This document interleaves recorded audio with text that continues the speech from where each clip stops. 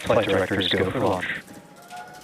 All right, we're now T-minus 20 seconds until liftoff of Starship Flight 6. This will mark our second attempt to catch the Super Heavy booster at the launch tower, as well as 9, 10, 9, 8, 7, 6, 5, 4, 3, 2, 1.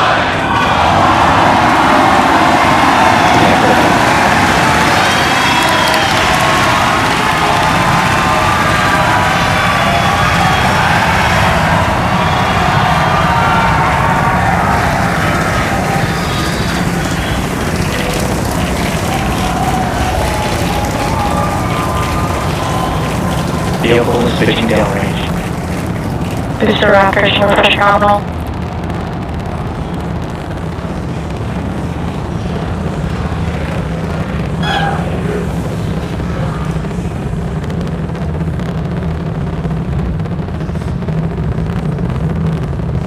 Booster and ship, avionics, power, and telemetry nominal.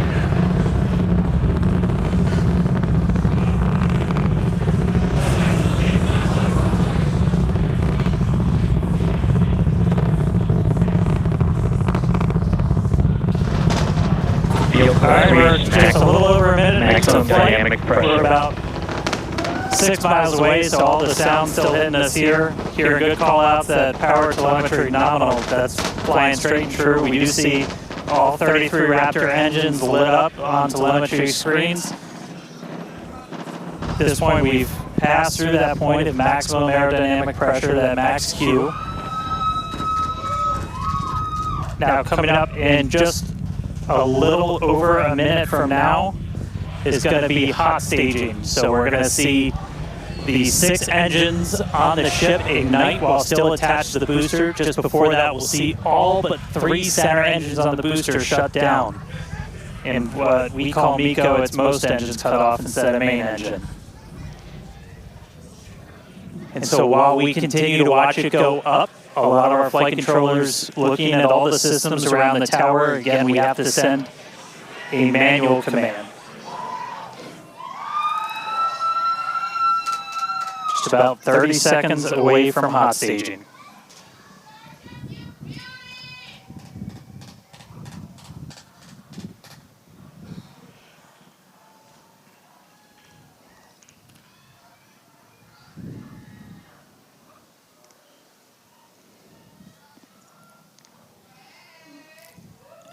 And we heard the tower is go for catch. Booster cut off. The return flag is set for true.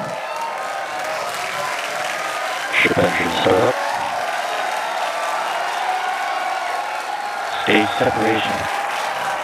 All right, hot staging confirmed. 6 out of 6 lit on the ship. Booster boost back going. We heard that we are go for catch. Kate, Jesse, take it the views. Hopefully I got a booster coming home real soon. Wow, from our view here, Dan, great views of planet Earth behind that Super Heavy booster. Right now it is performing the boost back burn. Good news there, telling us that the pressures inside the ship are good. That is the second stage, or the upper portion of the vehicle. Follow along with the telemetry on the bottom of your screen. Yeah, booster is currently, Super Heavy is currently in its boost back burn. This boost back burn, Power and telemetry nominal. this boost back burn lasts just a little bit over a minute, so we've got a little, approximately 30 seconds left. We're going to shut down of that boost back burn. Up next will be hot stage jettison. The view from the camera on the left, or from the booster on the left-hand side of your screen, and then tracking cam there on the right-hand side of your screen. We'll see those grid fins. Booster offshore divert. And we can also see that the hot stage has been jettisoned. Yes, visual confirmation of that there on your screen, which is great. Now the next Starship is following a nominal trajectory.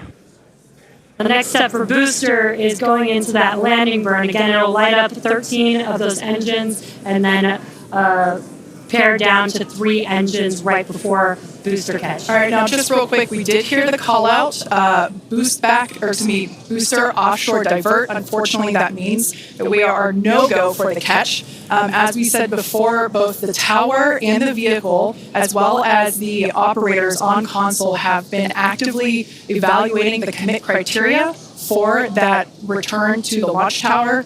And unfortunately, we did not have a pass on those commit criteria, so we were no-go for tower catch. And we did mention that we're constantly evaluating the criteria for catch. There's a lot of things that need to go well in order to line that up. Unfortunately, today we will forego booster catch today. But what you're seeing on your screen is ship currently making its way towards the Indian Ocean, still looking good so far. Exactly. So views there of the booster on the left-hand side of your screen, views of the ship on the right-hand side of your screen. Now, we said before that it was not guaranteed that we would be able to make a tower catch today. So while we were hoping for it, like we said, it was pretty epic on attempt 1, but the safety of the teams and the public and the pad itself are paramount. So we are accepting no compromises in any of those areas. Exactly, and we're still going to get a lot of good flight data with booster even, but especially with ship. Again, we have an additional objective today to do an in-space relight of a Raptor engine, which again will help us set us up for being able to do deorbit burns, which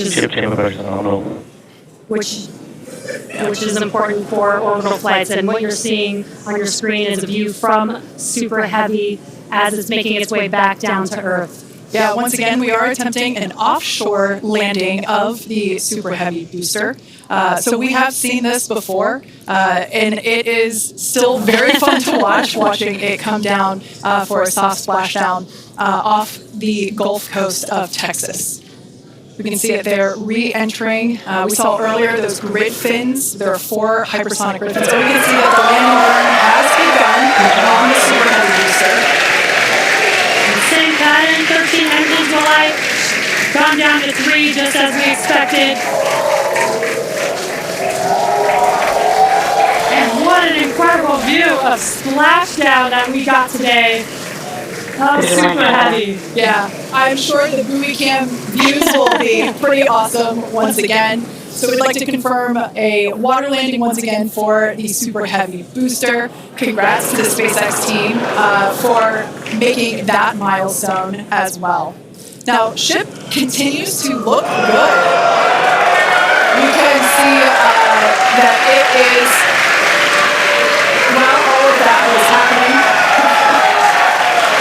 the crowd here in Hawthorne continuing to react to all these amazing views that we're getting. The next milestone is Starship is in terminal guidance. Great news there. Starship terminal guidance, referring to what we see here on our screen, the upper stage, at about 8 minutes 35 seconds or so, we have ship engine cutoff, which will be the cutoff of the Raptor engines.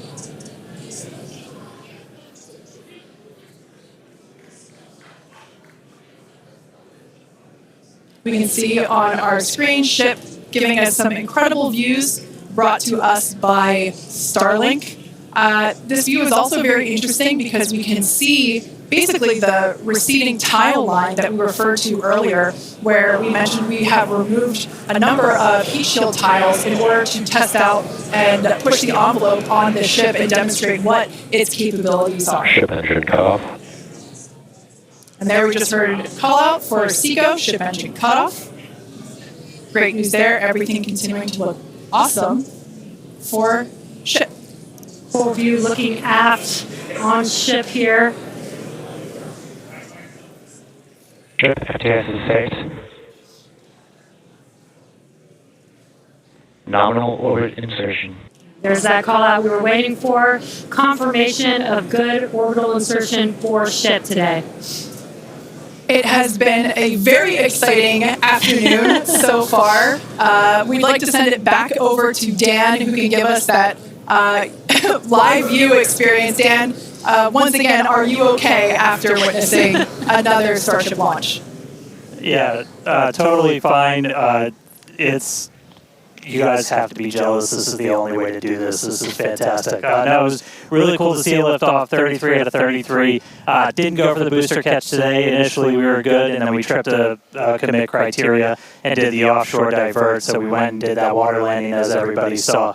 We'll dig into it a little bit more, but again, we've done it once, we've now done it twice. We're going to keep trying to do it, as this is just a core capability of Starship and what's going to make it so incredible.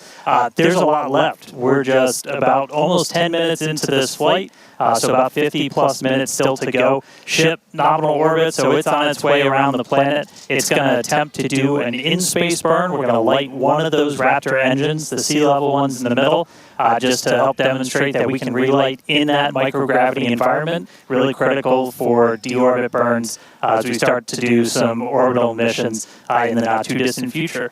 And then following that, we'll see a ship entry, maybe a splashdown. As you guys said, we're really going to be pushing ship on this one. We're pretty much intentionally putting it in places where we expect it might not do so great, and all that's to try and help us learn, see if we're a little too conservative, and then maybe that opens up more capability for when we start catching them. But I'll check back in with everybody in a little bit. I'm going to tune in and watch the ship fly around planet Earth, and hopefully we see it re-entering in the not too distant future. Back over to you guys. Thanks, Dan. Development testing, by definition, is unpredictable, which we saw with Super Heavy splashing down in the Gulf of Mexico today, but that is exactly why we test. As is standard for these tests, the area around the pad and along the flight path was cleared prior to launch, and we expect the road and beach to remain closed until further notice. Yeah, testing development flight hardware in a flight environment is what enables our teams to quickly learn and execute design changes and hardware upgrades to improve the probability of success in the future. Please do not attempt to approach the booster in the water for your safety as well as for that of our team that will be working on recovery. Now, we are going to continue, though. The mission is not done. Exactly. The mission's not over. Ship is still coasting. But it has been nonstop since liftoff, and with the booster having completed its job for the day, we are going to take a short break for the next 35 minutes or so while ship continues to coast before re-entry. Now, as with previous flights, Starlink may enable us to talk to the ship through re-entry with no communication blackout. Now, we are still testing Starlink during this phase of flight, so nothing is completely certain. Yeah, so if we do have views, we'll be sure to bring those to you live. And of course, one of those views include that of our, as we said before, surprise payload, the Banana. And we are looking forward to it. So we're going to come back in a few minutes, around T plus 35 minutes. Exactly. Views or no views, we'll see you back here at T plus 40 minutes for our coverage of Starship's re-entry, flip maneuver, landing burn, and hopefully see a splashdown.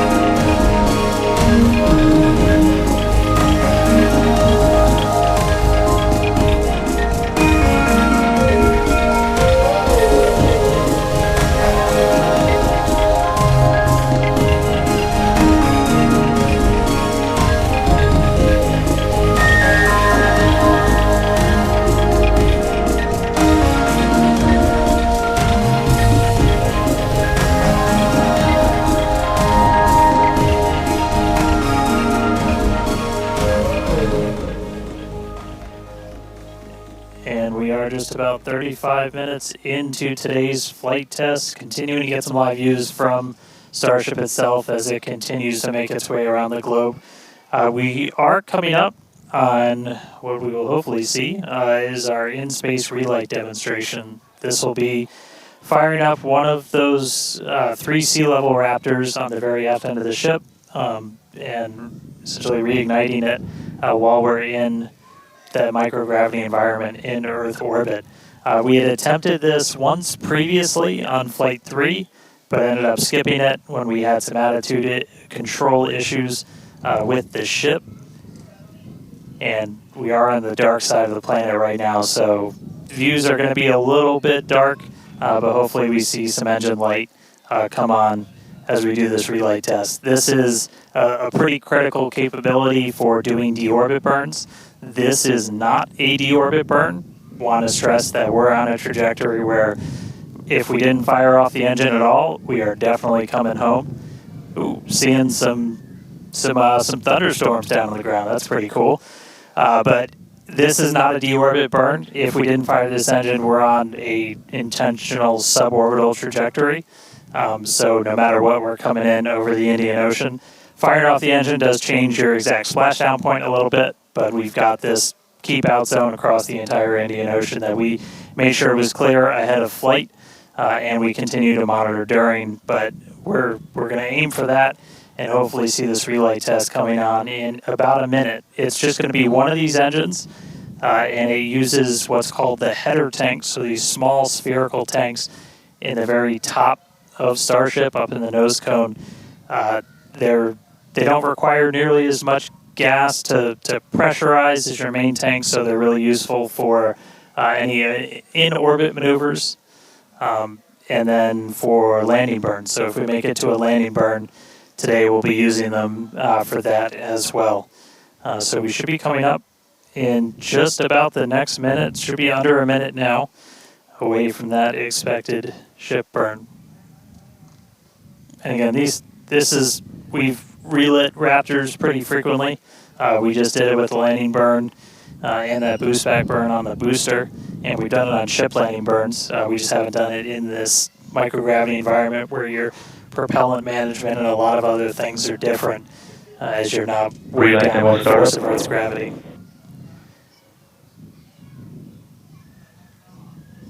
And Started to call out for startup. There's some light. There's that Raptor relit. And shut down.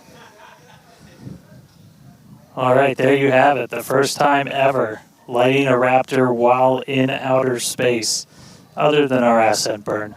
So really cool to see that relit. That's a pretty critical capability that we're going to need when we're doing orbital missions in the not too distant future. So check another one off. That was a really cool. That was an objective we really wanted to hit on this one, and so good to see ship knock that one out in orbit.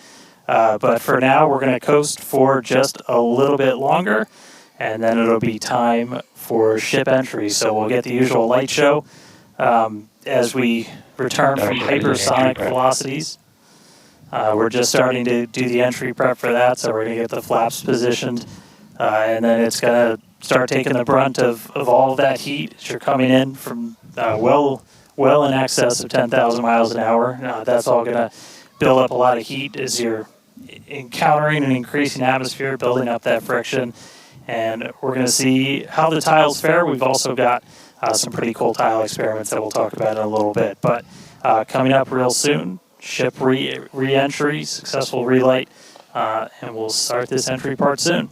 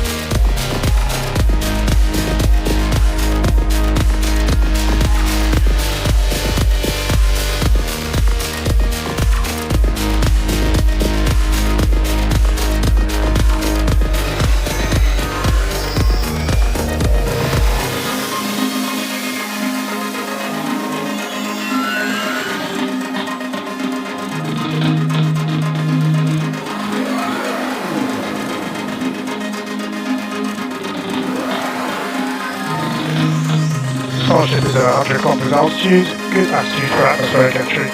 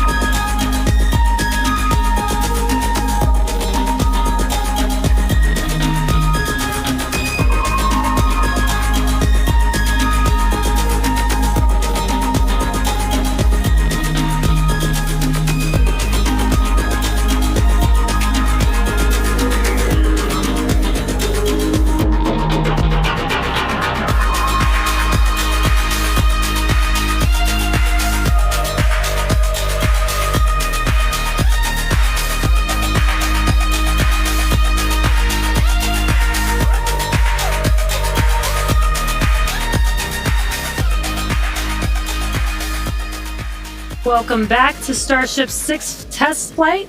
It has been an exciting day so far. We lifted off from Starbase at 4 p.m. Central Time. The Super Heavy booster and ship had a successful separation as well as a good boost back burn and good separation of the hot stage adapter. We did not attempt a return to the launch site and catch attempt today when strict criteria were not met and the Super Heavy booster executed a planned divert to a landing burn and soft splashdown in the Gulf of Mexico. Yeah, obviously we were hoping to come back to the tower, but this was a test and we knew that it was a very viable possibility. Starship is at 85 kilometers. Flaps now have control of the vehicle.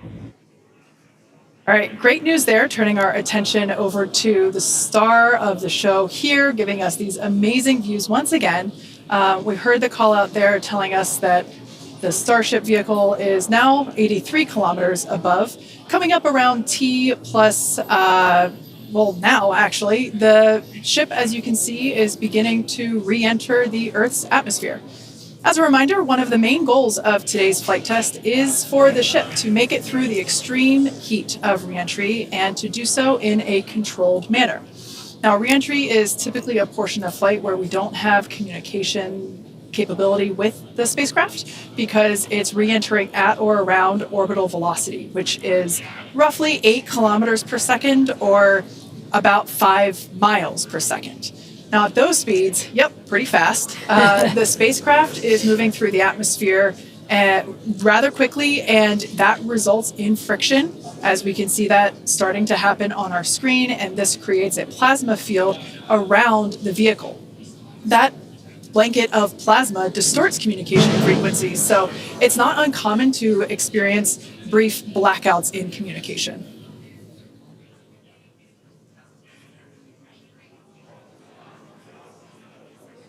Starship is approaching the peak heating phase of entry.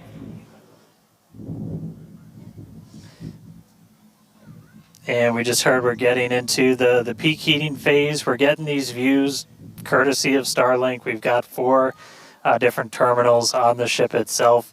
It's what's really allowed us to get real-time data during what's otherwise been just a a mystery box essentially for spacecraft design, where when you're re-entering through the atmosphere, at least getting anything in real time hasn't ever been possible before. But we're able to not just get these views, but real-time telemetry from the ship as it's coming through.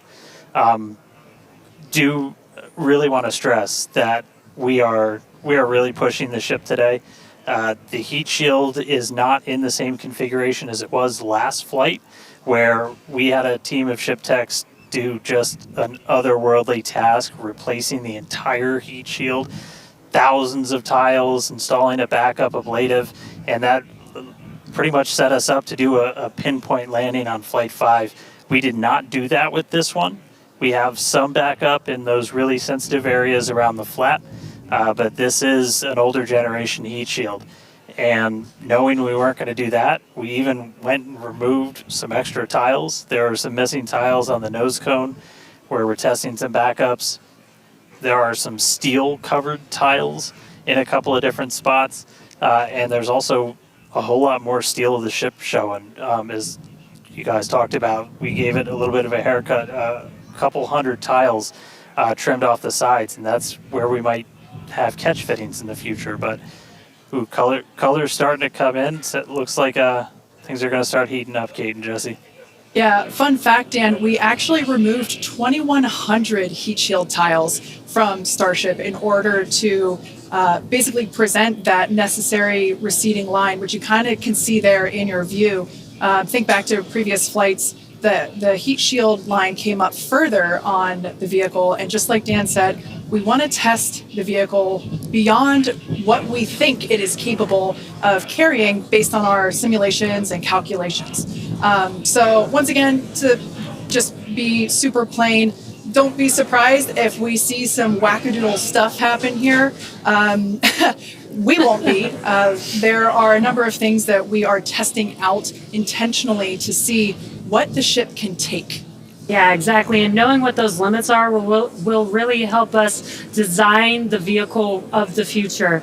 Essentially, removing those tiles helps us remove a lot of weight from the vehicle, a lot of things that might potentially need refurbishment in the future.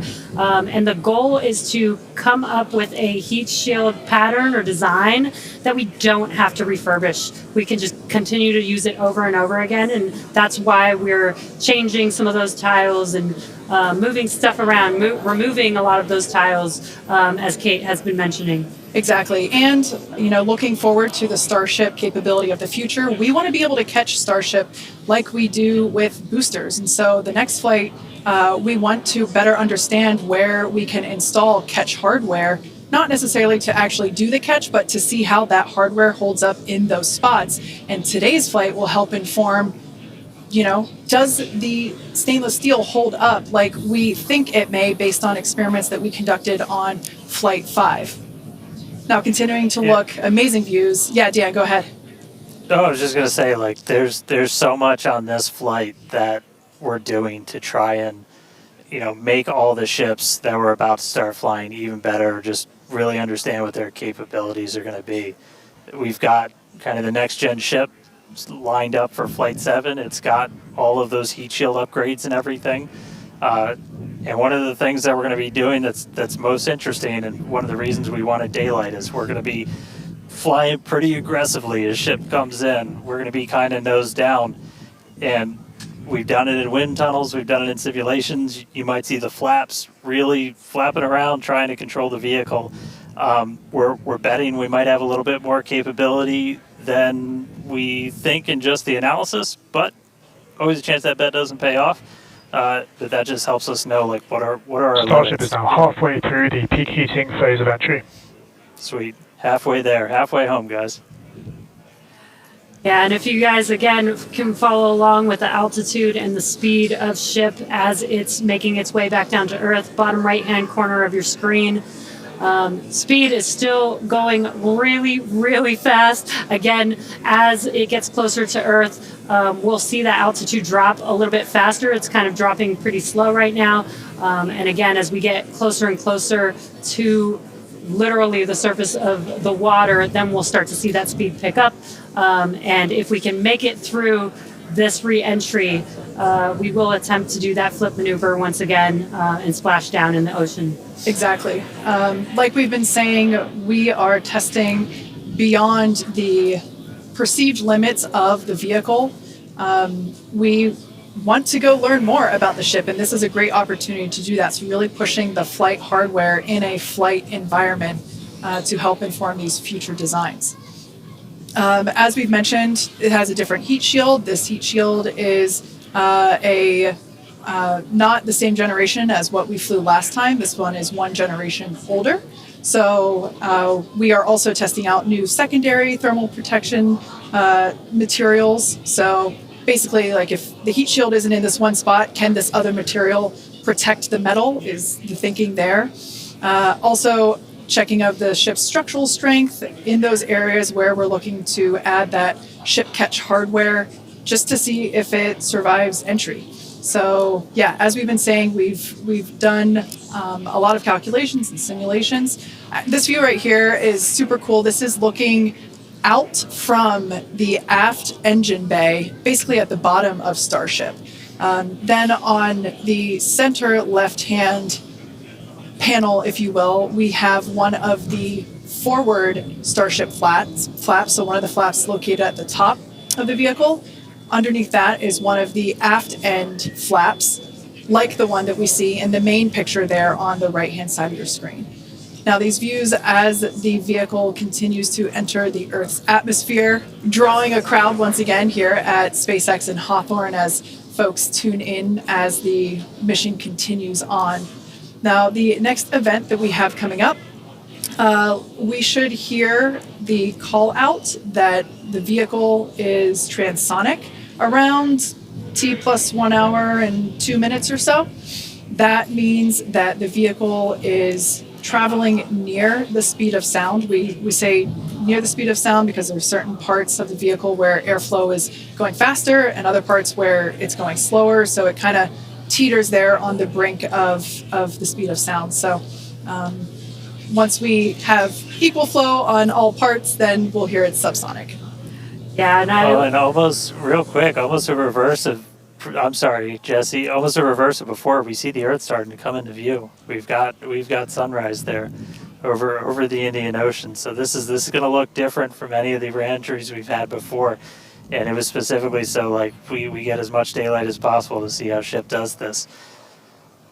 Over to you, Jesse. Sorry about that. Dan, great minds think alike. That's exactly what I was going to point out, is that we're getting a lot clearer view of the Earth in the background with the different temperatures that we're seeing with the different colors of that plasma around the ship, which is really, really cool to see. Again, we are pushing the limits of ship today, but so far everything is looking pretty nominal. We'll see how the next few minutes goes. Yeah. Like we've said before, don't be surprised if this is not entirely smooth sailing all the way down to the ocean's surface. Similar to Flight 5, we are targeting the same splashdown location in the Indian Ocean, but we are not expecting to recover the vehicle. Right, and we were getting some glimpses of the flaps. The flaps so far are looking pretty good. We're not seeing any burn through. There's those flaps again. In that hinge area, which is our most concerning area there. That's great news for us for now. Again, the next few minutes could change as we continuously push those limits. Yeah, once we slow down a little bit, once we're subsonic essentially, so I think that's about 1,200 kilometers an hour. Once we're down below that, that's when we're going to kind of dip our nose down and get that more aggressive angle of attack. Normally we're just belly flop right into the water, pretty much that position. But if we're going to be able to do return to launch sites, we're going to want to be able to fly with a little bit more of an angle of attack, get you a little bit more range as you're coming through. And so this'll be just a test to see quite how far can we push it. And obviously we're going to do these kind of tests way out here in super remote areas before you ever try to bring a ship back to a place like Starbase. Starship remains on a good entry trajectory. External temperatures are coming down. All right, great news there. That tells us that we are through the phase of peak heating. So we are expecting these temperatures to continue to come down. Once again, we are targeting a soft splashdown in the Indian Ocean off the northwest coast of Australia. We can see these beautiful views of planet Earth coming in. Yeah, this is very different, where we had nighttime views of the ship as it was re-entering, and now we've got daylight. It is about an hour or so after sunrise there in the Indian Ocean, so pretty cool to see this. Yeah, and it might not seem like it makes a huge difference, but we do get a little bit more light on ship as well for the camera views that we have, which is very beneficial for us to visually see anything and try and correlate that to any of the sensors or data that we have on the vehicle. Exactly. That is why we shifted our launch window so that we could have that daylight in order to improve our observations of the vehicle. So not only are we getting all the raw data from all the sensors that are on board Starship, but we also have multiple cameras and assets out there that are watching the vehicle and will also be able to tell us with this visual story that is also very, very important. And as we get down a little bit lower, the Raptor engines are in their chill phase right now, so just essentially getting them primed to turn on. We're going to use those 3 center engines to do a landing flip and then a landing burn. So we'll come down kind of in that slightly pointed down belly flop and then fire off those engines to flip us around and then do that final landing burn. That should be coming up in just under 5 minutes from now. And then hopefully we start hearing some call outs on transonic and subsonic as we slow down. Again, once you hear Starship as subsonic, keep a close eye on the flaps. They're going to be working overtime essentially to maintain control of the ship as we get a little more aggressive with this.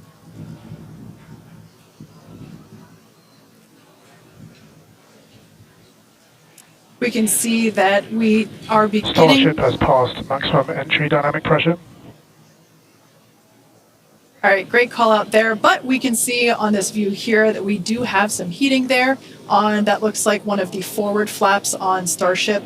This is to be expected. We knew that the vehicle would perform differently than what we had seen on Flight 5. This is actually really good data because it tells us what parts of the vehicle at this, what will soon be a higher angle of attack once we drop down below the speed of sound. We'll have a higher angle of attack, meaning we're going to be flying nose down, basically. So yeah, this is good news, but we can actually, it looks like that heating is starting to cool off there. Yeah, it's a little burn through. Again, it is important to note when we start seeing that through the ship's descent as well. So like Kate was saying, we're getting some really good data here. It looks like the other flaps are doing a little better than the one that has a little burn through, which is some good news. Again, constantly watching. We've got a couple minutes until we're expecting to make it all the way back down to Earth. Exactly. And like we said before, we are not expecting to recover the ship, although that would be great. It'd be a nice bonus if it happened, but it's not really in our expectations today. We really want to push the hardware, as we've been saying, but really the telemetry and the data and the video that we receive all the way to the end is truly what we're looking for and will help inform the future designs of this vehicle. We can see some flap movement as the camera is moving around. That's what you're seeing there is the flaps adjusting. We have a camera on one of the flaps there this is the view that you're seeing there. And you can also see the graphic in the bottom. Starship is slowing down past Mach 1. And call outs aligning with this, you can see the orientation of the vehicle starting to change. You can follow that graphic at the bottom of your screen. Again, that is why those flaps are changing. They control the orientation of the vehicle. Yeah, there are four. Go ahead, Starship has started the subsonic belly flop, remains on a good trajectory. I was going to say this is when things will start to get a little interesting. So this is when we're moving slower than the speed of sound. You can see that nose slowly start to tip down, and we're going to try and maintain flap control the whole way. But we are just just a couple minutes away from hopefully doing a landing flip and landing burn if the flaps can hold together. Yeah, this is such a cool view. This reminds me of when we first performed the belly flop maneuver on the high altitude test with serial number 8.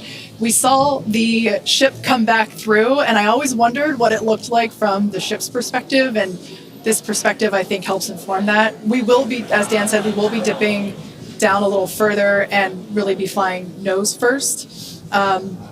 This higher angle of attack, we're intentionally doing it to stress those aft flaps, and that will help inform the limits of flap control in order to collect data for future landing profiles.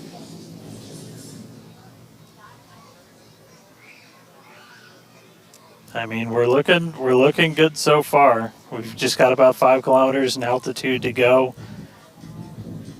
We'll ignite the engines when we're still just a couple hundred meters over the ground, do that flip. Starship is passing through 5 kilometers altitude, remains on a good trajectory. I have a feeling this is going to look so cool as it passes through the clouds. Obligatory shout out to the entire avionics team on Starship. And there's that nose down orientation.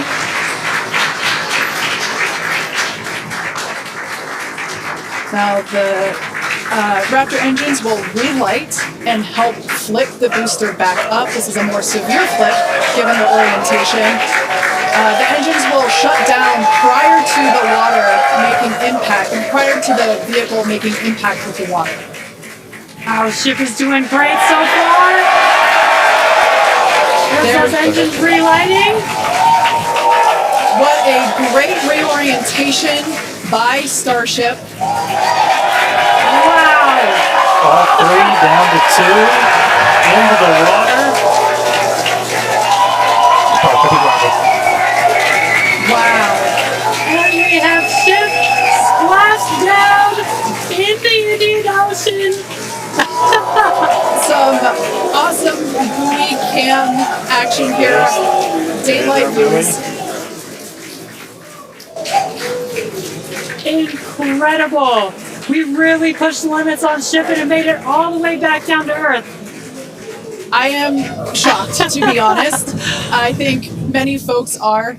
The fact that it survived all the way through while flying a lesser gen heat shield is just absolutely incredible. And turns out the vehicle had more capability than our calculations predicted. And that is why we test like we fly. Exactly why we do that. And those views were absolutely incredible to watch.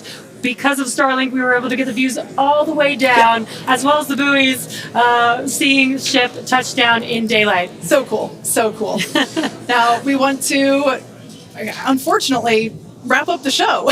Yeah, exactly.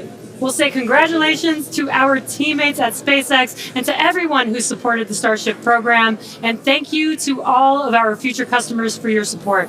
We'd also like to thank the people of Cameron County, Texas, as well as the Coast Guard, the Federal Aviation Administration, the Government of Mexico, and the Australian Space Agency. Now, be sure to...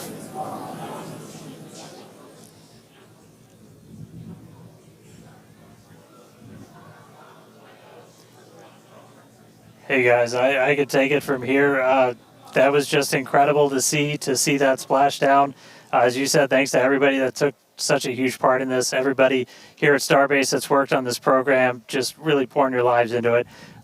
Great to see another booster lift off. We'll catch it the next time. Great to see ship in the water.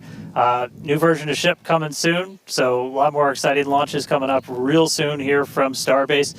But I'll send us out this time. We'll see you guys next time. Awesome. Thanks, Dan. Be sure to follow SpaceX on X for updates and more exciting views that we weren't able to feature on today's broadcast. I'm sure there will be plenty of those. Now, thanks to all of you for tuning in, and we'll see you next time.